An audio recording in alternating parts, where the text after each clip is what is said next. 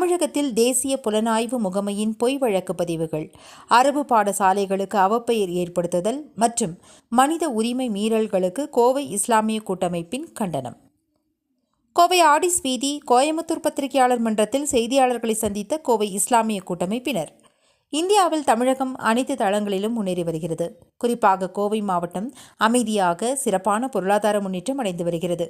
அதன் அமைதியை, வளர்ச்சியை குலைக்க வேண்டும், வரும் முதலீடுகளில் இடையூறு செய்ய வேண்டும் என்கின்ற உள்நோக்கத்துடன் இந்து பெரும்பான்மைவாத சக்திகள் செயலாற்றி வருகின்றன. அதன் தொடர்ச்சியாகத்தான் அமைதிக்கு எடுத்துக்காட்டாய் திகழும் கோவை மாவட்டத்தை பயங்கரவாதிகளின் புகலிடம், தீவிரவாதிகளின் கூடாரம் என்கின்ற பொய் பிரச்சாரம். இப்பொய் பிரச்சாரத்திற்கு மறைமுகமாக உதவிகளை செய்து வருகிறது தேசிய புலனாய்வு முகமை.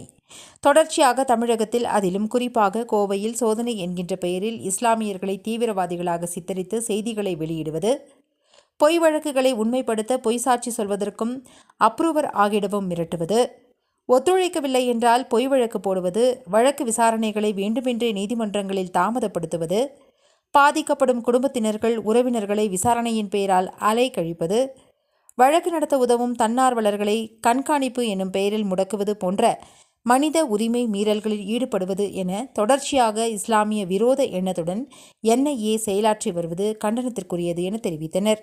மேலும் இஸ்லாமியர்களின் புனித குரான் மனனம், கலாச்சாரம், மார்க்க நெறிகள் மற்றும் உலக கல்விகளை சான்றிதழுடன் கற்றுக் கொடுக்கும் நூற்றாண்டுகளை கடந்த இஸ்லாமிய குருகுலங்களான மதராசகளை, அரபி கல்லூரிகளை தொடர்புபடுத்தி களங்கப்படுத்தும் கருத்து உருவங்களை ஏற்படுத்துவது கடும் கண்டனத்திற்கு உரியதாகும்.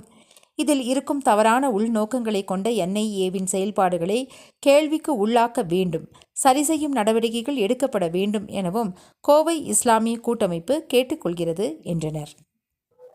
கடந்த 2022 தொடர்ச்சியாக சிறுபான்மை மக்கள் மீது, குறிப்பாக கோவையில் வாழக்கூடிய முஸ்லிம்கள் மீது தீவிரவாதிகள், பயங்கரவாதிகள் என்கிற முத்திரை தொடர்ச்சியாக குத்தப்பட்டுக்கிட்டே இருக்குது. இங்கே கோவை மாவட்டம் அருகில் இருக்கக்கூடிய கேரள மாநிலத்தினுடைய உணவு தேவைகளுடைய தொழில்களில் அதிகமாக இஸ்லாமிய வியாபாரிகள் தான் இருக்கிறாங்க. உதாரணமாக காய்கறி, மீன் வியாபாரம், அது போக இண்டஸ்ட்ரியலுக்கு தேவையான டூல்ஸுகள், கார் உதிரி பாகங்கள் போன்ற தொழில்களில் மிகச்சிறப்பாக கோவை மாவட்டத்தினுடைய வளர்ச்சிக்கு இஸ்லாமியர்கள் பங்கெடுத்து வருகிறார்கள். இதை யாரும் மறுக்க முடியாது. இந்த சூழ்நிலையில கடந்த 4 நாட்களுக்கு முதல்ல இஸ்லாமிய தீவிரவாதிகள் கைது என்கிற செய்தி பரப்பப்படுது. கைது செய்யப்பட்டவர்கள் யாருன்னு பார்த்தீங்கன்னா முஸ்லிம்கள். அவர்கள் கடந்த 2.5 ஆண்டுகளாக இந்த NIA விசாரணைக்கு தேவையான அனைத்து ஒத்துழைப்பையும் கொடுத்துட்டு இருக்கிறாங்க. பல கட்டங்கள் விசாரணைக்கு பிறகு அவர்கள் மீது எந்த குற்றச்சாட்டும் இல்லைன்னு பல முறை NIA அவர்களை திருப்பி விசாரணை முடித்து அனுப்பி இருக்கிறாங்க. இப்ப ஏன் அவர்களை அந்த வழக்குல அவர்களும் தீவிரவாதிகள் தான் அப்படின்னு சொல்லி அந்த வழக்குல ஏன் அவர்களை இணைக்கிறாங்கன்னு சொன்னா, அவர்கள் ஏற்கனவே NIA குற்றச்சாட்டப்பட்ட சிறைவாசிகளுக்கு எதிரான பொய் சாட்சி சொல்ல வேண்டும் என்று வலியுறுத்தப்பட்டாங்க. அந்த பொய் சாட்சி சொல்லாத காரணத்தினால இன்னைக்கு அவர்களும் இந்த வழக்கில் குற்றம் சாட்டப்பட்டு அவர்களும் குற்றவாளிகளாக சேர்க்கப்பட்டிருக்கிறாங்க. ஏற்கனவே சிறையில் NIA வழக்கில் சிறையில் இருக்கக்கூடிய அசாருதீன் என்பவர், அவர் மீது ஏற்கனவே போடப்பட்ட வழக்கில் அப்ரூவர் ஆகவில்லை என்ற காரணத்திற்காக அவர் மீதும் பொய் வழக்கு போடப்பட்டிருக்குது. அது போக NIAவால் குற்றம் சாட்டப்பட்டு சிறையில் இருக்கக்கூடிய நபர்களை நீங்க அப்ரூவர் ஆகவில்லை என்றால் பல வழக்குகள் உங்கள் மீது போடுவோம் என்கிற மிரட்டல்கள் NIAவால் தொடர்ச்சியாக நடைபெற்று வருகிறது.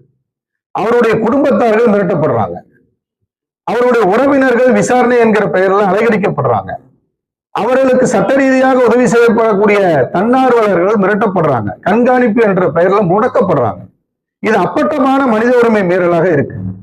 இது தமிழ்நாட்டில் இருக்கக்கூடிய மதசார்பற்ற அரசியல் கட்சிகள் இந்த NIAவுடைய உள்நோக்கம் உள்ள செயல்பாடுகளை கேள்விக்குள்ளாக்க வேண்டும். தமிழக அரசு அவருடைய நடவடிக்கைகளை கட்டுப்படுத்த வேண்டும்.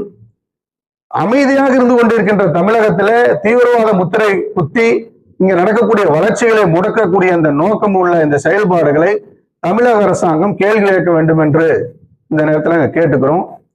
இதன் வாயிலாக தமிழக அரசுக்கு தெரியப்படுத்திருக்கிறது அந்த பத்திரிகையாளர்களுடைய நோக்கம்.